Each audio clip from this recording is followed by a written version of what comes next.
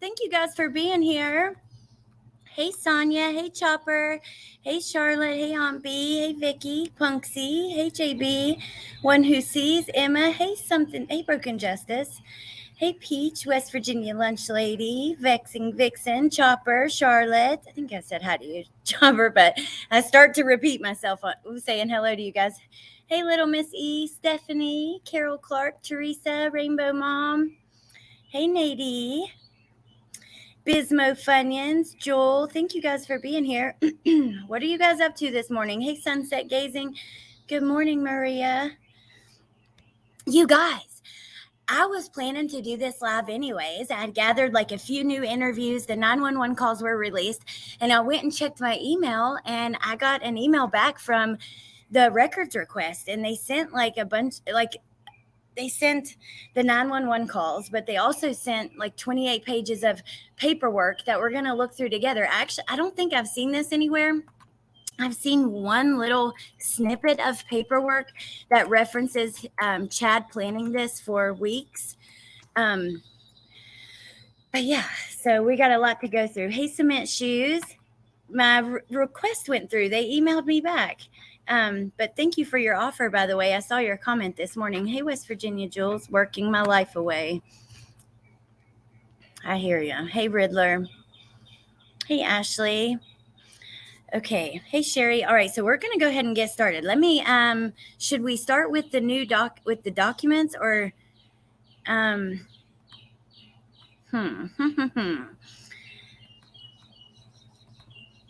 trying to figure out how I want to do this. If I want to first go over the documents or some of the things that, other things that I've found. Let me see here.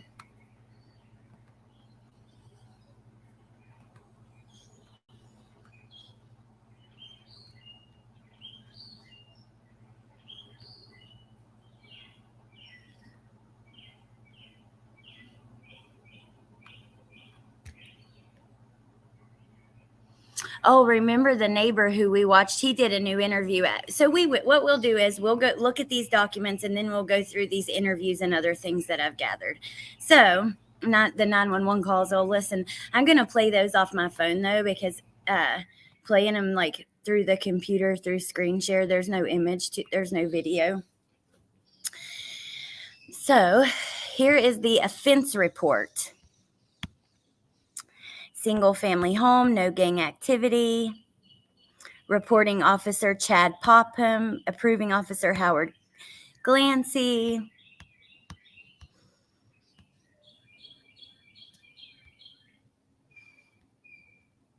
Property supplement, they took 2 vials of blood.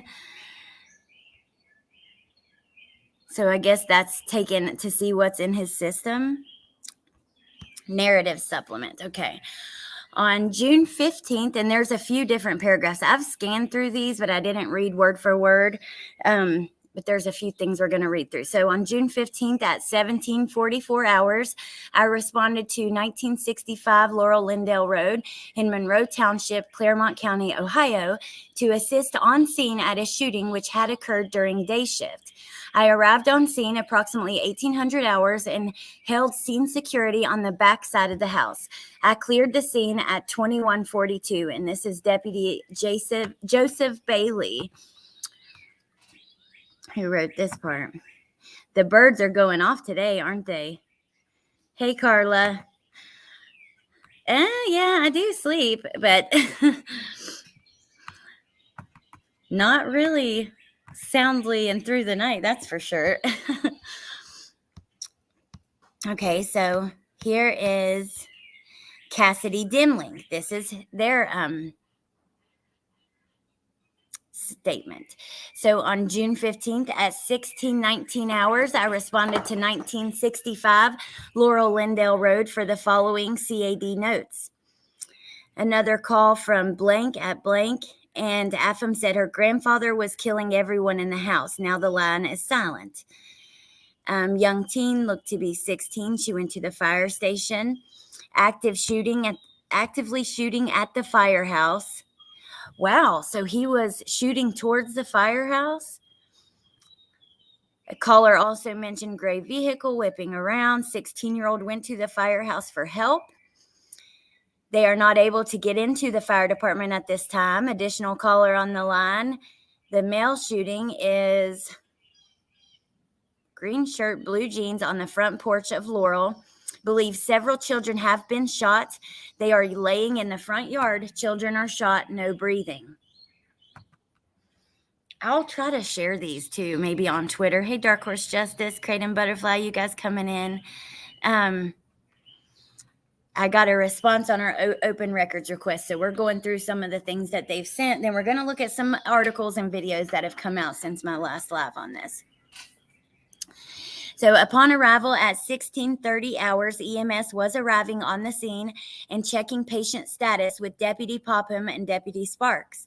I began taping off the scene with crime scene tape. After completing taping off the backyard, I responded to the driveway and began a personal log of all EMS officers, deputies, and detectives on the scene. I stayed in the driveway of the residence and maintained the personal log until I was relieved by Deputy Martin at 18:49 hours. Deputy Martin maintained personal log. I responded to the Claremont County Sheriff's Office to add personnel and narrative. Okay, now we have another officer. This is Brian Duttlinger. I'm so glad we got all of these, you guys. This is really cool. Hey, Tess. Thank you for being here, beautiful. So sorry, you guys. I hate to cough in the mic. I'm still sick, though. Ugh. I hate being sick. Okay, so on June 15th, this is Brian Duttlinger. He says, at 16:31, I was dispatched to a reported shooting in Monroe Township. Upon arrival, I blocked the road on Claremontville Laurel, just east of Laurel Lindale Road at the cemetery. The area was already taped off, and I was instructed by Corporal Scott to start canvassing the area for witnesses and cameras. They released a lot, right? Like, imagine if we had every officer's like this from Idaho, from all the officers that were on the scene that day, because that's what this is, right? It's the narrative supplement from several different officers. Here is from Ryan Fehlhauer. Ryan Fehlhauer says, on June 15th, the Claremont County Communications Center dispatched several sheriff's office units to Laurel Lindale Road for a report of an active shooter in progress. While on the way to the scene, we were getting updates that the shooter was on the front porch of the house shooting people. While still en route, units on scene broadcasted via radio that they were able to take the suspect into custody without incident. I arrived on scene around 16:30 with Deputy Dimling. The scene was already very active with police and EMS units. I observed Deputy Sparks standing by a young child, victim 1, by the front of the house, who was being treated by Monroe EMS. There was also a hysterical female kneeling by the child who was identified as blank, the child's mother. I was later informed that blank also suffered a gunshot wound to her hand. Deputy Sparks confirmed with me that the shooter, Chad, was in custody. Hold on just a moment, you guys. I'm so sorry.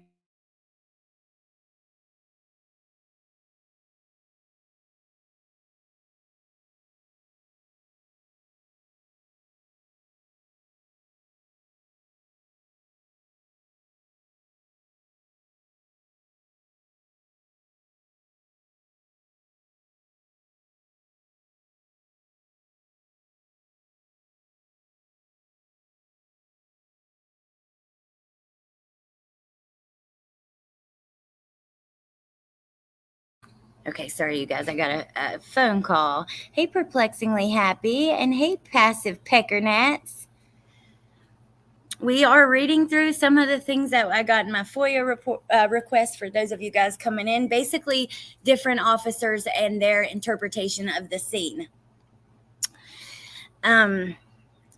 So he says that Chad Doerman was in custody and was secured in Deputy Rudd's vehicle, and Deputy Rudd was with him. I asked where the other victims were, and they pointed towards the front of the yard near the driveway and street.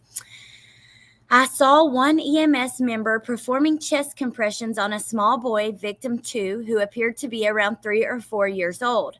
I went over to help with medical care, and the EMS member stopped CPR and said the child was deceased. After a closer look, it was obvious he was deceased from a gunshot wound to the left side of his head. I covered the child with a sheet provided by EMS. I was informed that a third child, victim 3, was in the back of the ambulance being treated for a gunshot wound. I was notified shortly after this that he died also. The scene was taped off, roads were shut down by responding agencies, and Deputy Dimling started a personnel log. Wow. Hey, Mrs. Italy D.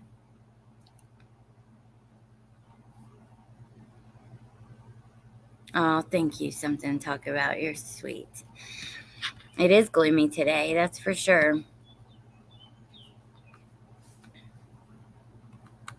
Wow. I just can't imagine. Like what these police, like, imagine, you don't unsee this stuff.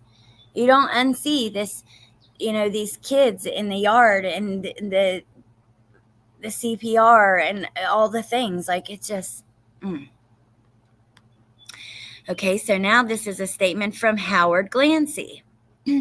A lot of it is redacted, which in the email they did comment. I'll read it to you guys, actually, when we pull up the 911 calls. What they told me about what they were redacting. So on June 15th at 16:33, I responded to Laurel Lindell, 1965 Laurel Lindell, for a reported shooting. Prior to leaving my residence, I confirmed with Corporal Scott this incident was being handled by our agency. Upon arrival, I made contact with Scott and Church. They provide an overview of the incident. Sergeant Fehlhauer had me establish which deputies were on scene and their perimeter locations.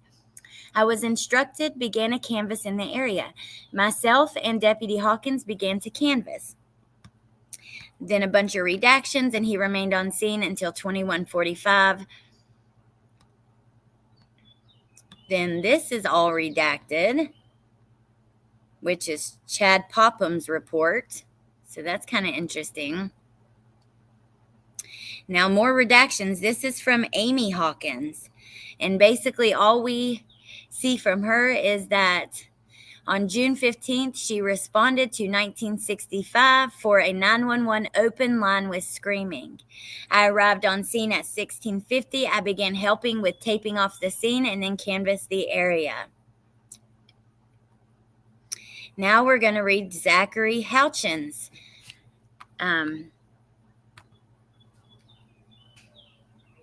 Hey, Ashley. On June 15th at 1616, I heard deputies get dispatched to a possible shooting at 1965 Laurel Lindell Road in Monroe Township.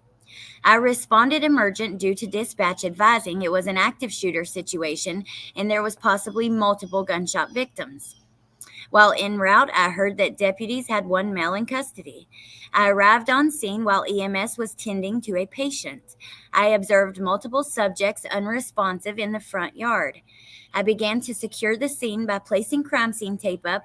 Once the scene was secured and detectives were en route, I held security until being relieved by night shift. I held security at the west end of the scene, blocking Claremontville, Laurel.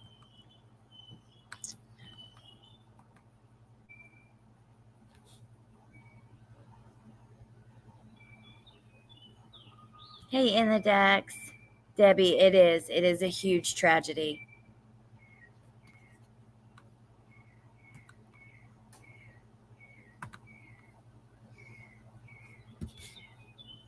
I can't believe you got a response in these docs so fast. I'm a paralegal in Florida, and I know how long these things can take.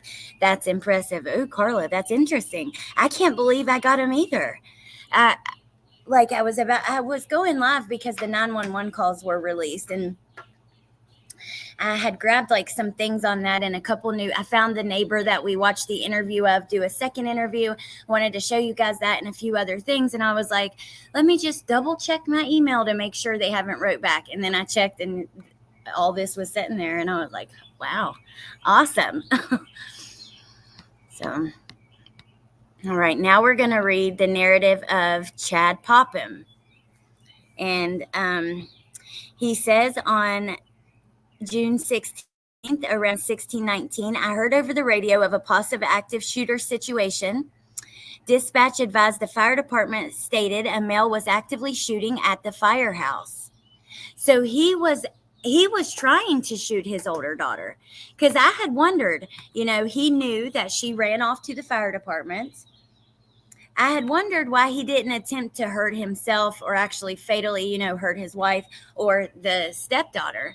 But it looks like he may have been trying, because this is the second officer who has reported him shooting at the firehouse, or hearing that he did. While responding, updates were provided of a male shooter who had shot 3 children which were laying in the yard. Further updates were provided that the male was still at the residence. Upon my arrival at 16:30, the shooter had already been taken into custody. I grabbed a medical kit and ran up to the scene. I was advised by Sergeant Feihauer. I can't say his name. I was advised by the sergeant that the juveniles in the yard are deceased. I was then requested to move up to Claremontville Laurel, west of Laurel Lindale, to block the road. I then began setting up crime scene tape to establish a perimeter of the scene.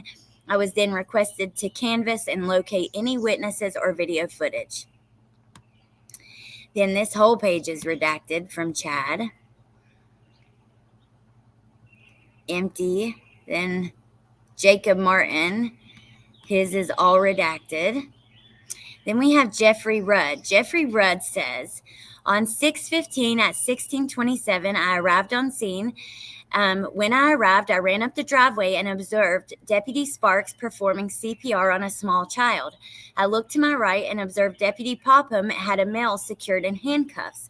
I went to Deputy Popham, and he advised me to take the suspect, who was identified as one Chad Doerman, and secure him in my cruiser. I escorted Mr. Doerman to my cruiser, and as I was escorting him, I noticed Mr. Doerman had a large blood stain on his back right shoulder. I also noticed Mr. Doerman had a small blood stain on the back left shoulder. Also, as I was escorting him to my cruiser, he started to talk. I advised Mr. Doerman to keep quiet. Okay, so this is Jeffrey Rudd. We love you. Jeffrey Rudd, you are the bomb.com. This is the officer who told him, you have the right to remain silent, fucking use it. And the one that told him, shut up, when he asked for his wallet.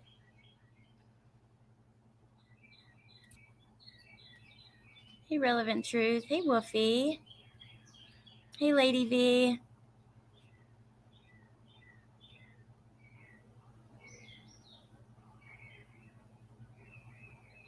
Oh, wow, Peach. Oh, my God, Relevant Truth. I am so sorry to hear that. Hey, Jamie. I'm shocked yet happy you got these, Alex. Me too, Bismo Funyuns. I feel the same way. I saw that Amber Alert, Corey. I probably would have lost my job if I was him. I think that cops needs a big raise and a promotion. Wow, this is just crazy, you guys. Thank you for being here to go through it with me. I thought that was blood on the back of his shirt, and I'm so sorry I keep coughing in y'all's ear. I'm going to remember to mute next time. So this is Scott Douglas. Now, Scott Douglas says, on June 15th, deputies were dispatched to Laurel Lindale for reports of an active shooter. Calls to 911 were advising that a subject was shooting his family and that there were dead children in the yard. I responded from SR 276 and Mathis Road in Williamsburg. At 1639, I arrived on scene. There were already units on scene, and 2 juvenile victims were in the yard deceased. The third victim was in an ambulance, and the wife mother was being treated for a gunshot wound in another squad, and her oldest child was in there with her. I briefly spoke to the sergeant. We cleared the residence looking for additional victims. No one else was located, and according to reports from the mother of the victims, we were certain that her children had been accounted for and there was not anyone else needing medical care. The scene was secured and we began blocking the roadway. We began a canvass of the area for witnesses and security cameras. Several witnesses were located and statements obtained. I just continued to manage the scene and relay information to the command staff. Let me check on you guys. Mark Fry, if I were the cop, I think my gun would have accidentally gone off several times from the knees up. Cough in our ears. Woofy. Hey, good morning, Shauna. I'm sorry, but after this POS slaughtered his kids, it would take everything in me not to blow this guy's brains out. I know. It takes some serious restraint. I think that's why we heard him kind of, telling him to shut up and stuff, because, yeah, it would be infuriating. All right, so now we're going to hear from Jason Swallen. He says he arrived at 4:49. He made contact with patrol supervisor and Corporal Scott Brieford as about three confirmed deceased juveniles. One lying in the side yard near the porch stoop. One lying in the side yard near the driveway entrance, and the last in the Monroe Township Fire EMS Life Squad. Patrol had established a secured scene, having the outer perimeter marked with tape and the inner as well marked. Contact made with investigation supervisor informs me the mother of the three deceased juveniles has suffered a gunshot wound to the left hand. She's awaiting ground transport to the hospital. Sergeant Crouch requests I attempt to speak with the mother, who was apparently accompanied by her 14-year-old stepdaughter, who was reportedly the only victim not harmed. Well, it is her actual daughter, but these are initial police reports that were made like on the scene. Then we have a lot that's redacted, probably what the moms had to say.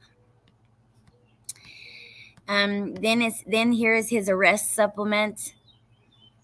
Suspects, and then approval supplement, it says. Then a bunch of redactions.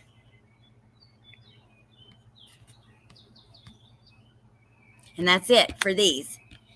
But it is interesting to hear from each and every officer. If we wanted to, we could map out exactly what was happening on the scene and what time,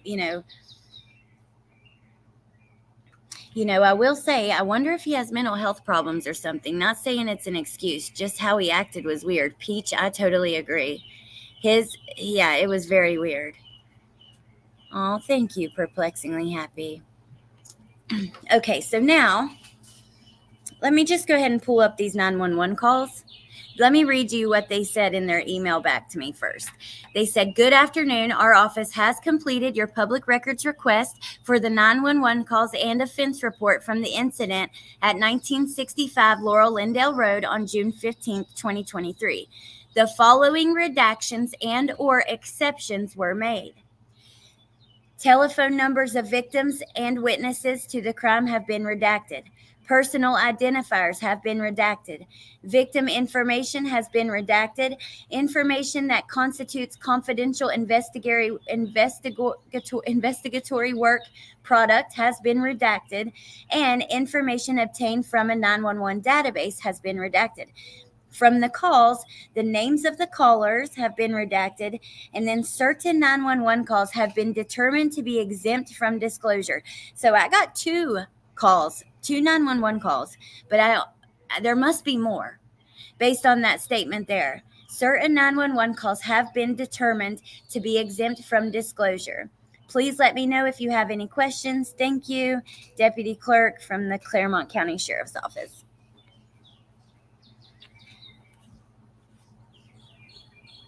Oh, yeah, Aunt B. They will definitely have visions like that forever. Oh, hey, Crafty Chris. Oh, what a nice day. Sitting at McDonald's play place, watching my grandson play. Yes, Cat's Eye. The chemical train explosion was in Ohio. There's actually been quite a couple things that have happened in Ohio recently that have me like, whoa. Okay, so here's the first 911 call that they sent me. I know that they're in other places. I actually had it pulled up from other sources, but I'm going to play it straight from the source on my phone.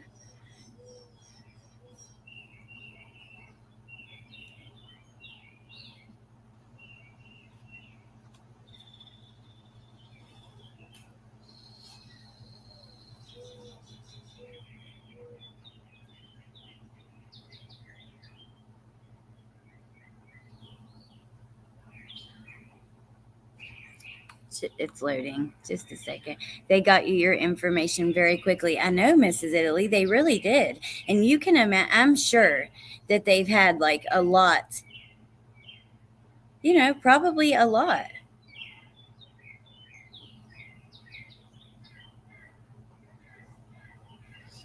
It's loading, so it's going to take us a second. I mean, I could play it from here. So look,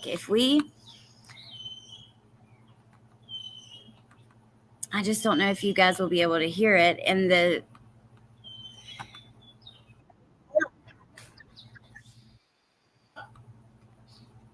yeah, you can hear it, I guess. Let me know if you guys can hear this like this. 911, where's your emergency? There's a girl running down the street saying that her stepfather is killing everyone in her family. It's on the corner of where there's a body shop and the fire department. Do you know what road this is? Okay, what's your name? Get into the fire department. What's your name? Do you know what road this is? Laura Lindell Road. You said what? It's Laura Lindell Road. Okay, and what did the female say to you? And she says that her stepfather is killing everybody in her house. I did. I'm on the phone with them right now. Did she say how or what was happening? I asked her to get in the car with me, and she said she couldn't leave her family. But I think she ran to the fire department. So she went to the fire station. What did she look like? She's probably a young teenager, probably like 16 maybe, with long blonde hair. And she has a black dog. Did she say anything about a baby? I don't know about no baby. She said she just couldn't leave her family. But I see a car running around. I'm sorry? Do you see anything from the house? So I drove down the road a little bit, so I was afraid that I was going to get shot myself since I interacted with her face to face. So I'm just about maybe 3 houses down. Oh my God. Can you imagine how scary? And by the way, if there is a creator out there who wants all those documents or the 911 calls, just shoot me an email or a private message and I'll be happy to send those over to you guys. But she's waiting at the corner. I don't know what she's doing, but I kind of still see her in the corner. But I saw a car kind of came around and whipped around, so I'm not exactly sure if that's him or if he's chasing her or not. I'm sorry? What kind of vehicle was it? I saw it. It was like a gray. Did you see that car whip around? It's one of the fire department guys.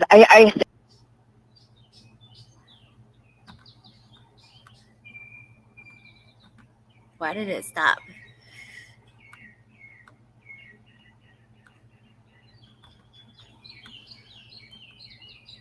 Woofy is a creator. Well, Woofy, I'll send them to you too. I'm not sure why that stopped on us. Hold on. Let me switch because I'm not trying to. They're in my emails.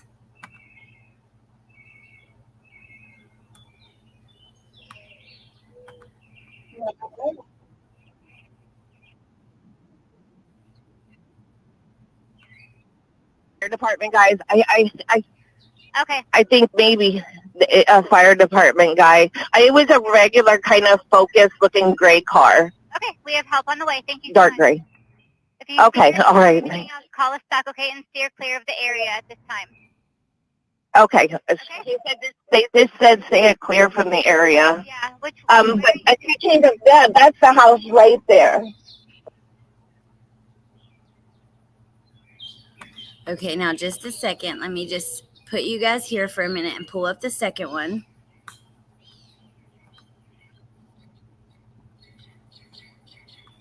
Okay.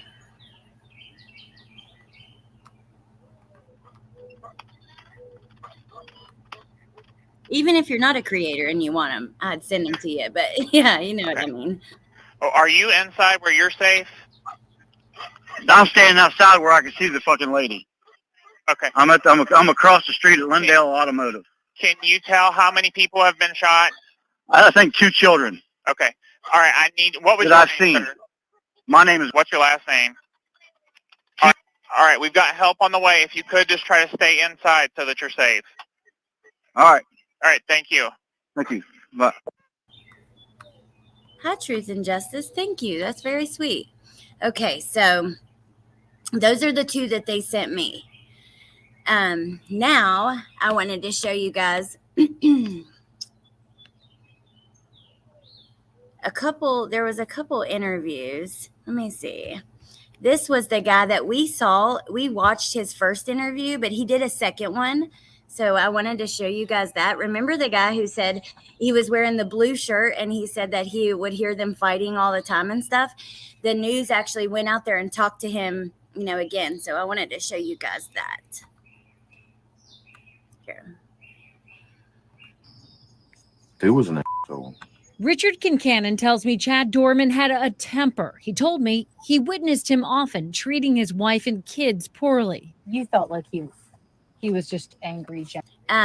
Also, hi, Travis. And yes, I have shared the GoFundMe. I'll get it again if anybody wants the link. So, yeah, let me know if you want the link. Hey, Angie, good morning.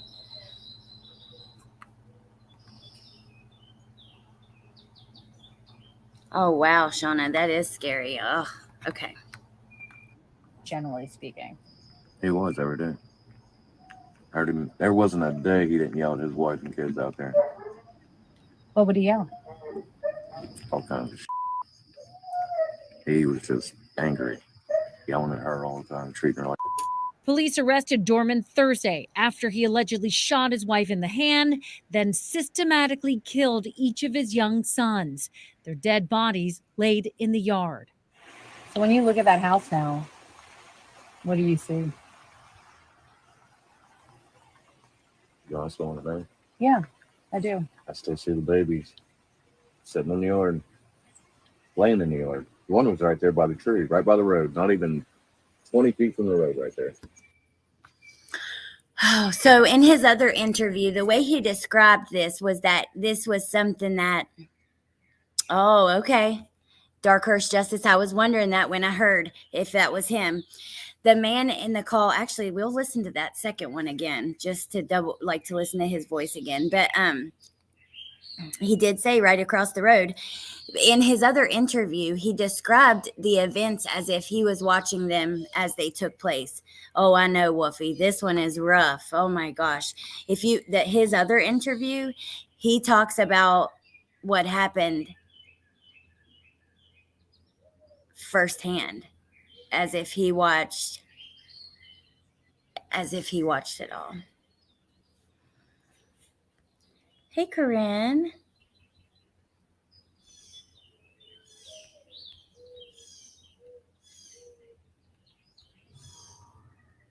I miss Quinny's comment.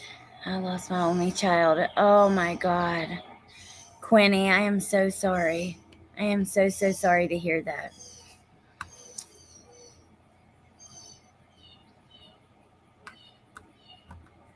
Okay. This is where that dude laid him.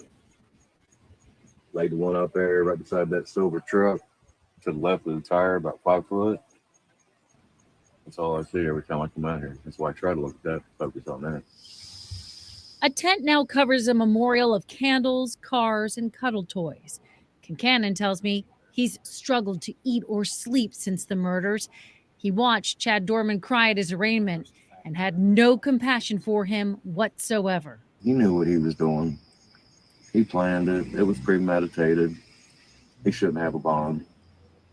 He should never see daylight No, he again, shouldn't. ever in his life. No, he should not.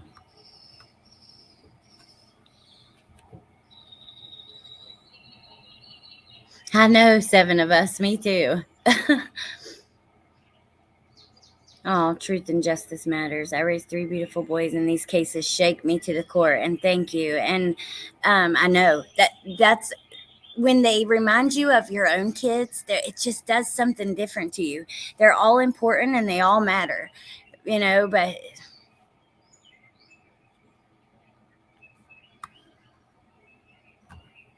so just a second, let's go back to this 911 call before we go any further and listen one more time. See if we recognize the same voice.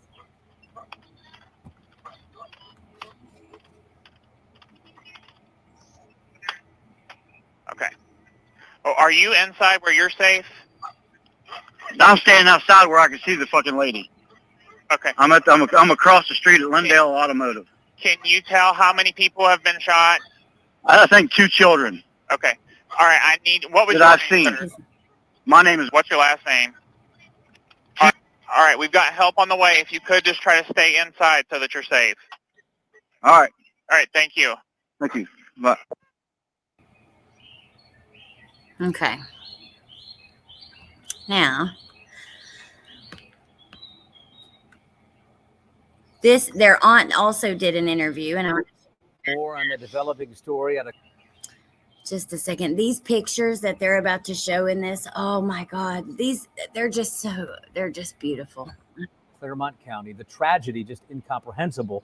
3 little boys murdered and their father arrested. So tonight we're sharing the story of who these little boys were, not how they died. WLWT News 5's Karen Johnson is live in Batavia tonight with more. Hi, Karen.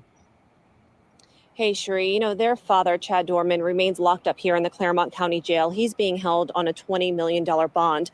And while the ongoing investigation is one part of the story, tonight we are focusing on the little boys. They are much more than this tragedy. And tonight we are sharing the story of the happy life. Hey, Insantor, good to see you. And I know the pictures of them laughing at each other, oh my God.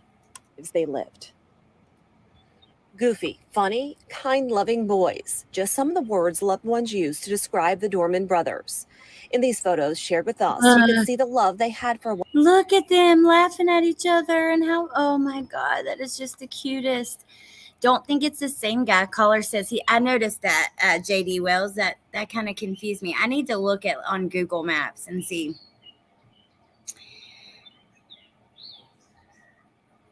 They do look so much alike.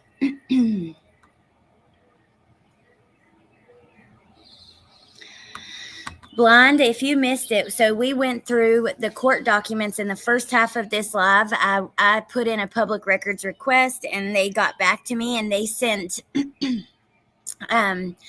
like 10 different officers accounts of when they first responded on the scene. And at least 2 of them had comments about him shooting at the fire department.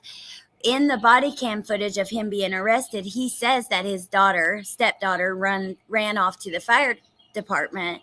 So I guess he was trying to shoot at her.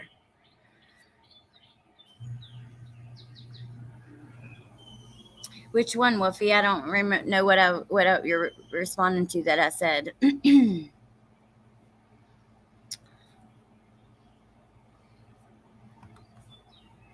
One another. I have a friend who's going to be up there this week getting video footage. You guys, if you missed my live the other day, Support with Steffa came up. She's going to be up there and she's going to get video footage. She's going to try to talk to some of the neighbors. So I think we'll get a little bit of a closer look when that happens. Another laughter they shared and happy lives they lived, whether down by the water or playing with worms. Well, they were rambunctious little boys. They were good kids. They loved playing the sport. Baseball. Coaches say the middle guy was a gifted player for being just 4 years old. I would often be the one throwing to him because it's still coach pitch. And just the seriousness of his eyes, like he would nod, I'm ready to go, let's go. Just really loved to play ball and played it the right way. He followed in his older brother's footsteps.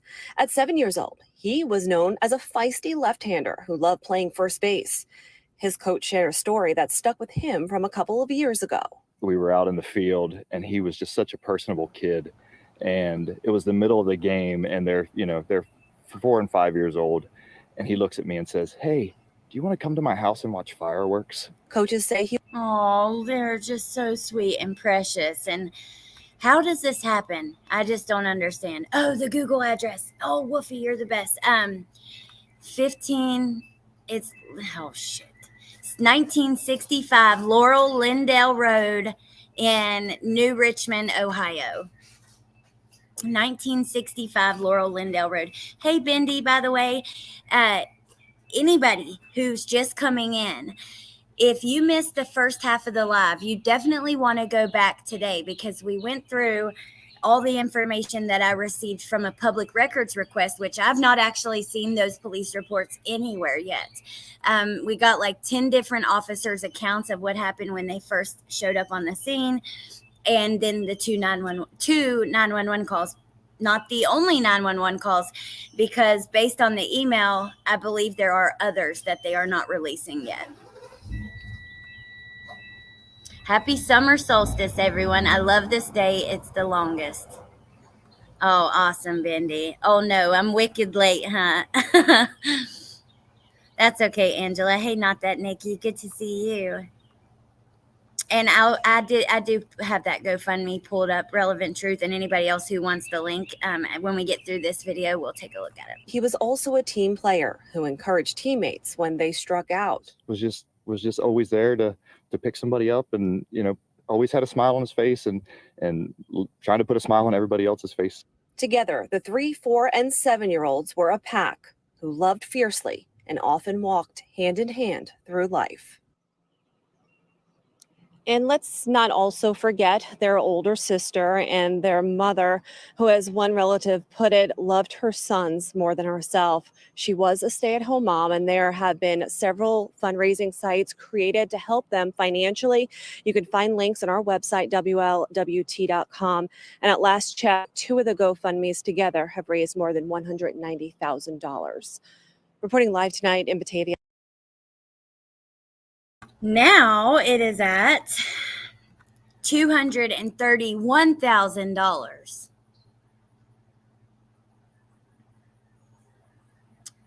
So let me give you guys the link if you're interested, if you want the link, if you want to just grab it and save it, whatever you want to do. Hey, Mrs. MFNO.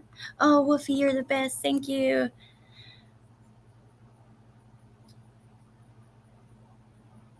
Did I get it on Messenger or to this account? Yay, you sent it here. Thank you. Okay, perfect. See, you're smart. You know me too well. Okay. So, look here, you guys. There's the home. There's the driveway. This is the home across the street where the guy was just doing the interview. Looks like he might own this auto thing. Look, it's like all around his house. Like, see, there's all these cars over here and then down here.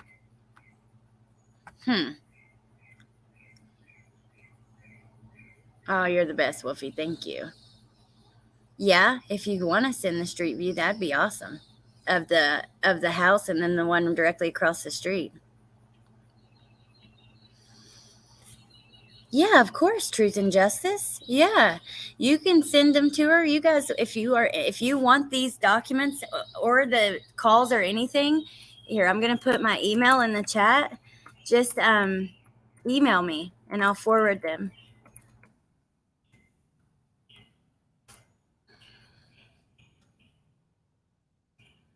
This is so beyond tragic. I can't comprehend what these little boys had to have been feeling. Their fear and confusion, it breaks my heart. I know, not that, Nikki. I cannot imagine either. And just to think that not only, All of them must have been scared to death, but one of them almost got away. And Dad hunted him down and dragged him back to the yard just to take his life. I want to know what he planned to do after that. Hey, Pepper, just because he sat down, put the gun right beside him, he didn't try to take his own life, didn't take the life of his wife. You know, he apparently was shooting towards the fire department. But, oh, awesome. Thank you, Woofy. Okay, so here's the street view of across the road. This is that auto thing. There's the house. That's actually, you can see the steps where that guy was being interviewed. And then this auto care place is in the front yard. Thank you, Woofy. And then let's look at and then here's their house. And we know that Chad was sitting on those steps. One of the boys was in the yard right here when officers arrived. One was down here by the road, like that witness just described. And now, because of the reports we got from the FOIA, we know that one was in the ambulance at the time, being treated. Hey, True Crime Sweetest Sleuth. Oh, no. I hope everything's okay. Hey, Roxanne. He was probably enjoying hearing his wife scream in grief. Oh, my God. For the mom to have thought one had escaped only to see him brought back and killed is beyond my comprehension.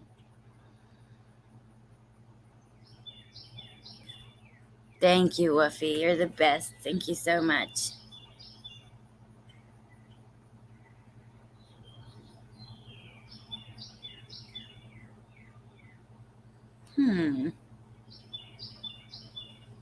Okay. Now, I want to show you guys another little article. Oh, we have another street view, though. Oh, of the house next door. Okay, so where the auto parts store is over to the right of this camper. They had the red truck, the camper, and then that auto parts thing is to the right.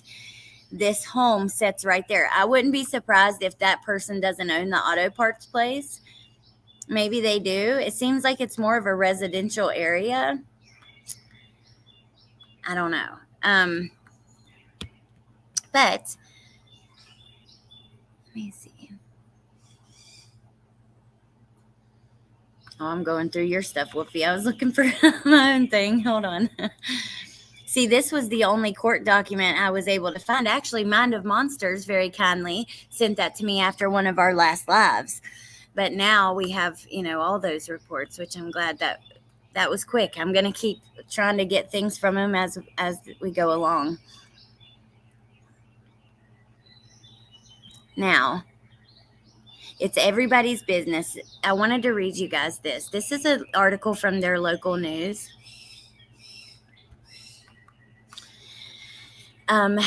Witnesses urged to report violence in wake of Doerman shooting. A longtime domestic violence advocate urged people to come forward if they witnessed domestic violence in the wake of last week's triple family shooting in Monroe Township. One of Chad Doerman's neighbors said he saw things at the family's home prior to the shooting that disturbed him. He was just a very angry man, like he was always yelling at his wife and kids. That man's name is Richard Kincannon. On one occasion, Kincannon claims Doerman got violent with his children. He tossed a couple of them around in the yard one day, tried to tell them to go in the house and pick them up and threw them, said Kincannon. It's important to note Doerman had never been charged with violence against his wife or children prior to last week's shooting. But if what Doerman's neighbor said is true, Jennifer Milani with YWCA Greater Cincinnati said it's a type of thing that should be reported, especially any physical violence. It can start with a little bit of a shove, and then next thing you know, there's somebody going through a wall or somebody's head is hitting the concrete. Even when there's no physical violence, Milani said there are still times when you may want to report what you're seeing. I know, it makes me angry too. Hey, Tony.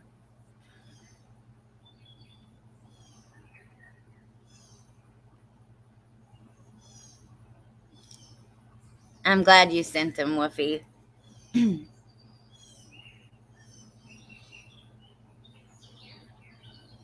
Not that, Nikki, I completely agree. Completely agree. Hey, Jeannie. Good to see you. Love you too. Oh, Ashley, why? I love you guys. You guys are the best. I'm telling you, you make my whole day. Always turn my mood around. Queen Bella, it's unfortunate though, as I've experienced it with clients and my own daughter, that courts don't take it as seriously as it should, and a restraint order is a piece of paper. That's exactly what I was thinking when I read that. Like, okay, so you encourage people to report it. Let's say this neighbor did report, hey, what did he say up here? He tossed a couple of the kids around in the yard one day, tried to tell them to go into the house and pick them up and threw them. So let's say that he did tell on that. Honestly, what would have happened? It probably would have just caused fights. CPS, I mean, God, don't even get me started on the issues there. I agree, report anything that you see, but also it feels like there are so many times that people do report things and nothing happens. You know, there are plenty of women who get restraining orders on men who still terrorize them daily. Hey, Mrs. M. Thank you, Nana.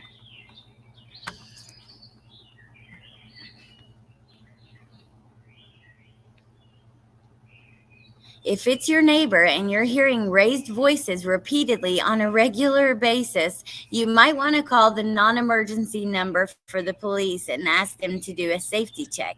It's everybody's business. The question is whether you're going to put yourself in danger to get into that business. She says, should you witness strangers arguing? Milani suggests attempting to defuse the situation. If a couple is having a fight, maybe you say, excuse me, can you tell me where the UDF is?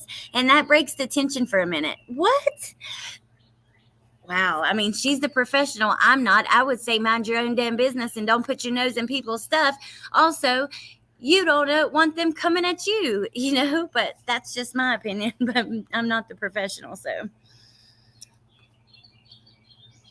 Yes, he is cement shoes.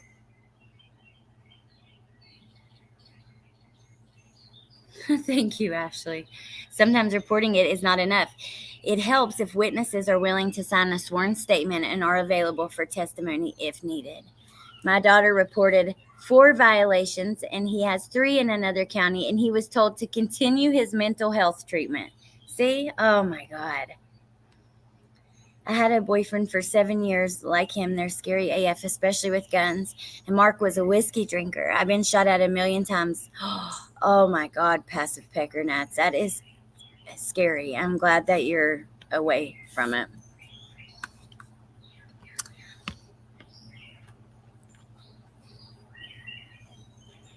And then I think that was pretty much it. I do have the dispatch. Actually, there was another YouTube channel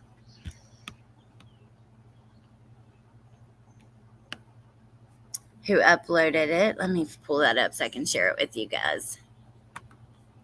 The docket. 1965 Laurel Lindale, 1965 Laurel Lind, open line screaming. I think we'll listen to a few minutes of this, and then I'll probably let you guys go. I don't want to play their entire video. I am going to grab the link right now so that you guys can have it and finish listening to it if you want after we go. But yeah. 20 hour, both in row. Both units in route 1616. 6 Forever 2960. The female in the background screaming, my baby. We've got EMS dispatch now as well. 20 in route 27.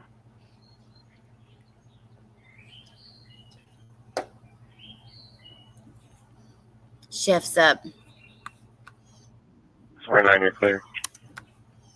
I have to read these. These are too important. So, Chef's up says, listen, I went through domestic violence for 5 years, lost my children. The system I think you meant to put doesn't protect the children or the victims. It makes it worse. And I am so sorry to hear that. That's why, like, let's see. My children's father did not nor have not complied. Even to this day, he still stalks me. Oh, my God. Some of you guys in here have been through so much. You guys are, really strong, amazing people. We've got to start caring enough about our neighbors and their littles to step in and try to help. It's not enough to just call and report. We've got to try and start helping and living one another. My BF's sister was murdered by her ex-boyfriend in 2011. Stabbed her over 20 times, took her naked body in the woods, and tried burning her unsuccessfully. Oh my God, that paper didn't do crap. Oh, Ashley, that is awful. I am so sorry. She was only 21. I've been away from him for 8 years, and he still bothers us.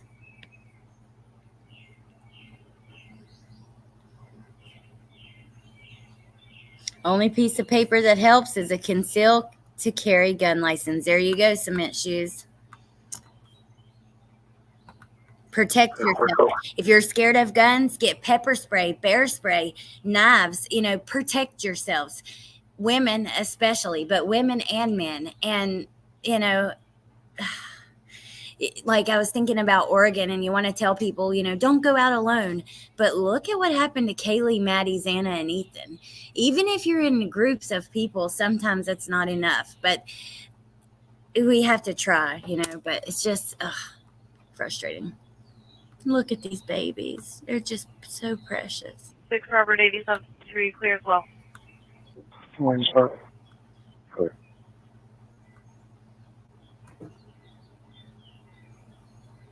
Number 51, check There up. you go, truth and justice.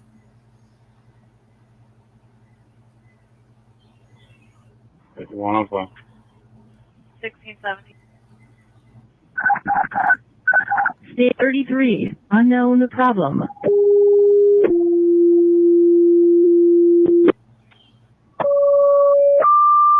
I would like to take, I'm going to mute that for a second. I would like to take all those reports that we got back today and try to make some visual timeline with each officer's,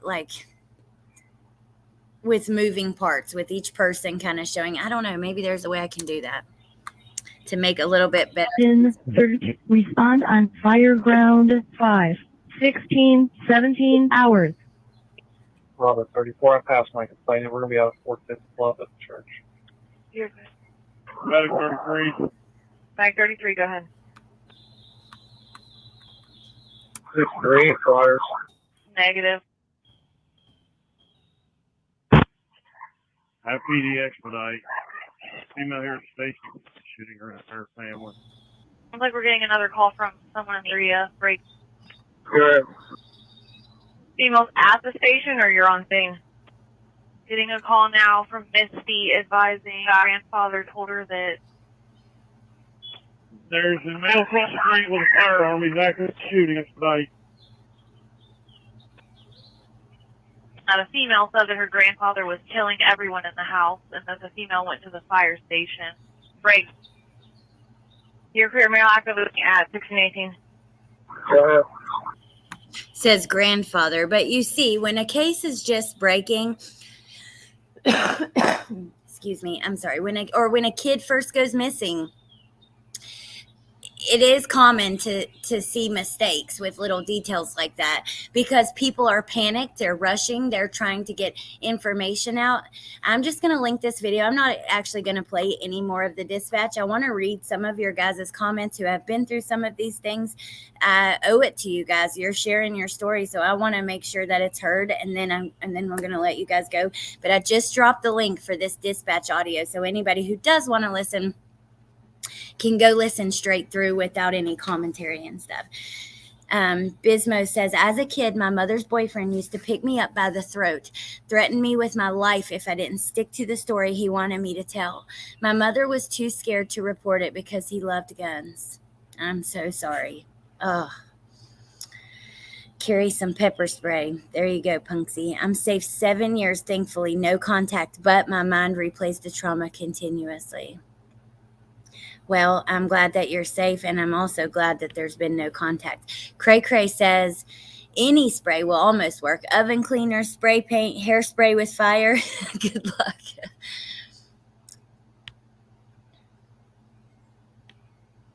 I was shoved to the ground in a parking lot by my ex. A woman who witnessed it called police, but she left before they arrived.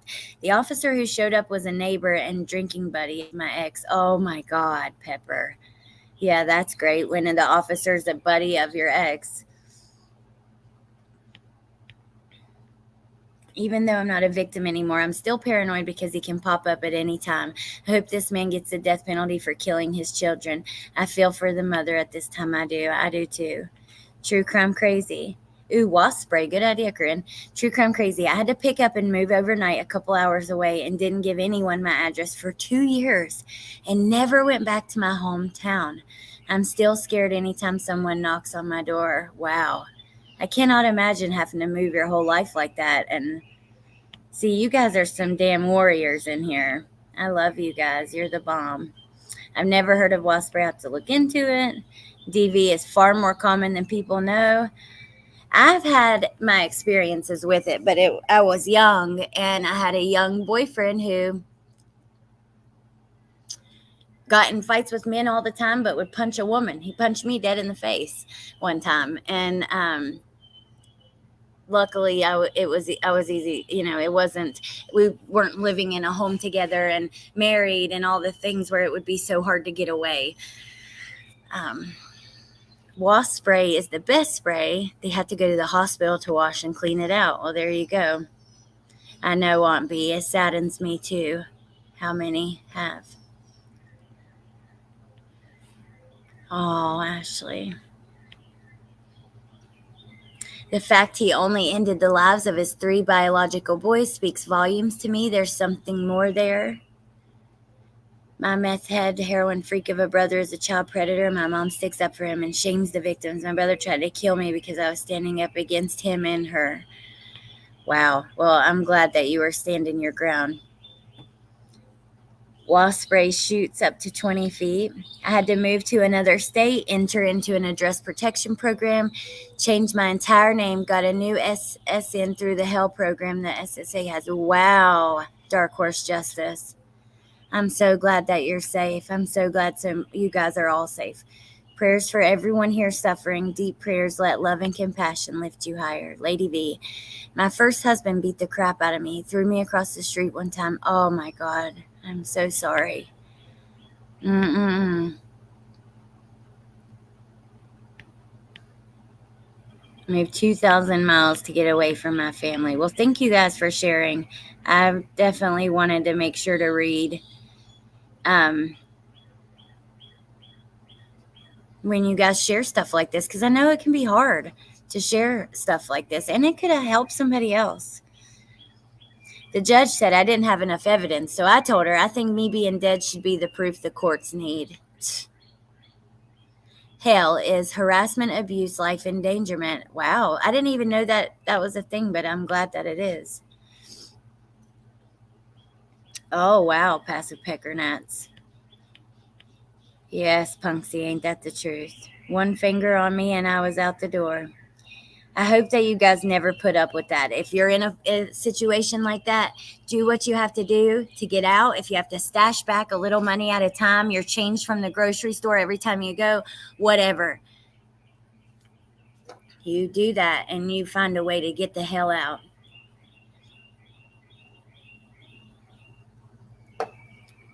My best friend's mother left her abusive husband, and he ended up getting her address and shot her through the bathroom door. She is no longer with us. He is in prison. Oh, my God. Yeah, these men need to learn to cope with a breakup and some feelings. Come on. Exactly, Ashley. Little Missy, I'm so glad you said that, because before we go, I wanted to touch on that with you guys, just like while we're hanging out and chatting for a minute, because, like, holy hell. What we learned yesterday has stuck with me majorly. Like, I just can't stop thinking about it. I'm so furious at Kayla. I can't understand how you sit up in the front seat while she gets beat to damn death, period. That's the truth. It don't sound good, but it's not good. That's just the truth. She sat up in the front seat of that car while that baby got beat to death in the same vehicle in front of her two babies. Nobody checked on her. And then she helped conceal the body. They, kept her body with them in that shelter in the ceiling, which, how disturbing is that? The most disturbing part is, to me, it's all disturbing, but the part that's really got me is that Kayla helped him get Harmony in that little tote bag. She literally admitted to helping zip the bag. She took the tote bag to Adam's work in between the two boys. She helped, and she's not getting in trouble for it. And that is not fucking fair. It's bullshit. And I can't stop thinking about it. I'm pissed. Blessed Mama, when I requested the documents, I just asked for, actually, I don't know. I think I said like anything. Let me look and I'll tell you exactly what I said.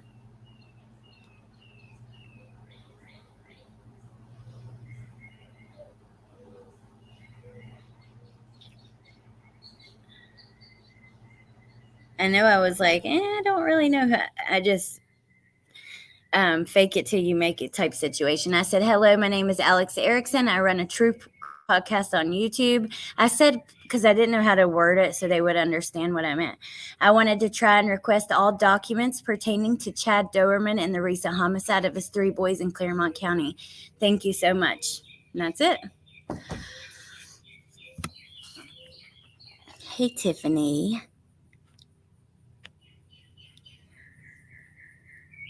True Crime Crazy. I'm down. I would definitely do that. I would love to do that. I think you guys a lot of you guys have some really powerful stories to share. Hey, Candy Cane. Save as much money as you can. That's what I did.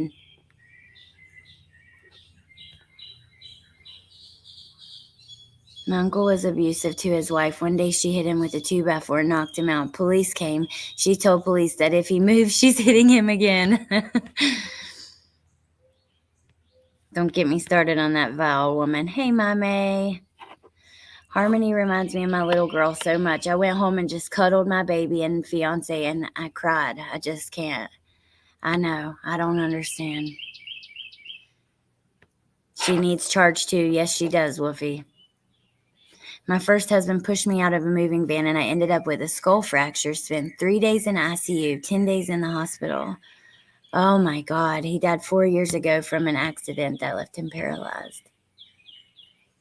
Kayla is totally complicit. How could she stay around someone who would kill a child? She's scum.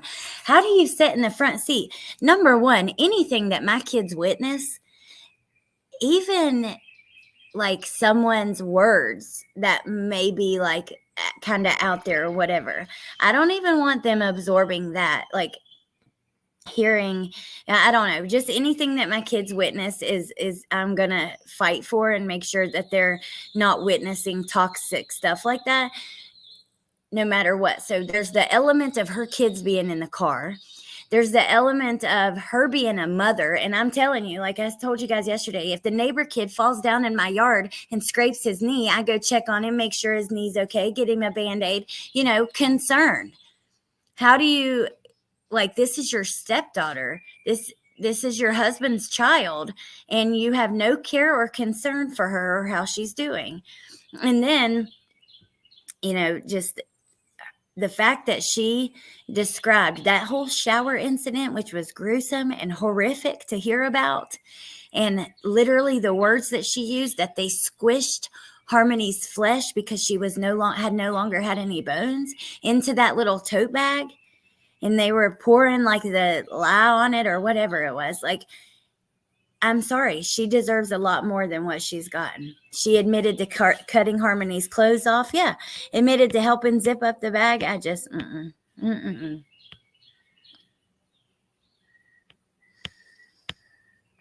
They were 3, 4, and 7. Truth and Justice Matters. She does. She deserves life in prison. I tell you what.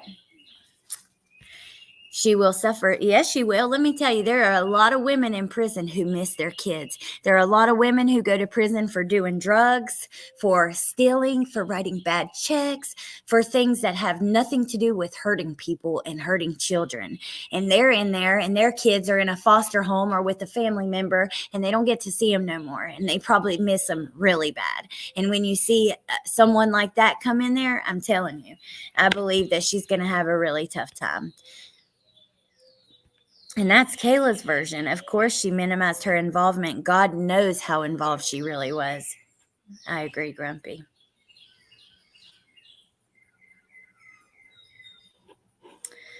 I've never been brave enough to submit a request. What do you mean, bless mama? I know, HDC, that's me. Hey, Candace. I think it's kind of... One news channel said, sometimes you have to hold hands with the devil because it's the only way to get to the worst devil, referring to the Montgomerys. I get that, right? Because she's the one who had the story, but I don't care.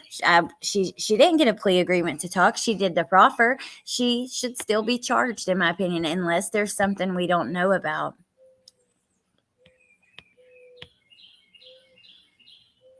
Yeah, he left her alone. She could have gotten away and reported it.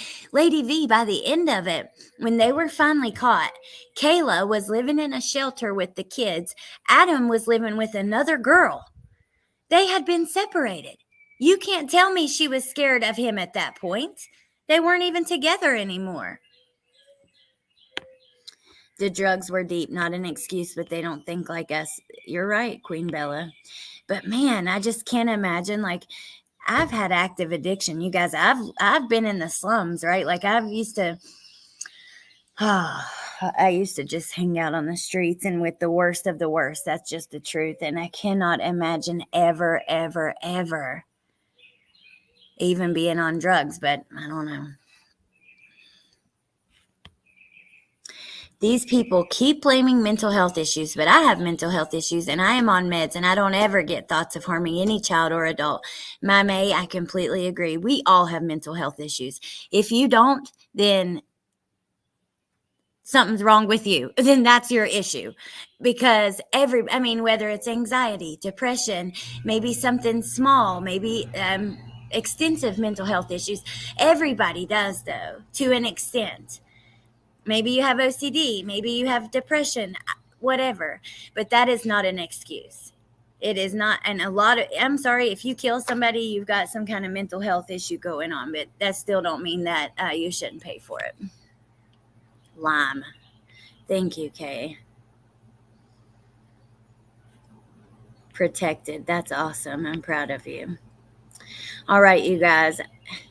Hey, Muscles and Mascara. Yes, they are. I've been avoiding the Harmony case. Oh, Aunt B, I'll be making him his favorite meal very soon. Okay, I'm going to let you guys go. If you missed the beginning, definitely go back. We went through some documents, different officers' accounts of what happened at the scene of the crime when they arrived. And I hadn't seen those anywhere, so you guys don't want to miss them. If you want the documents for yourself, for your channel or whatever, send me an email to, here, I'll put it in the chat again. It's a tie-dye email. That's why it's Rip Your Heart Out and Dye, D-Y-E, @gmail.com. And then otherwise, I'll see you guys soon. Thank you for being here and hanging out with me. And, yeah, I really do appreciate you guys. And I'm glad that so many of you guys are safe. That may not have been safe a few years ago, or maybe could have ended up like one of these cases that we talk about. So, all right. Thank you for being here. Have a good day, and I will talk to you guys soon. I love you guys. Bye.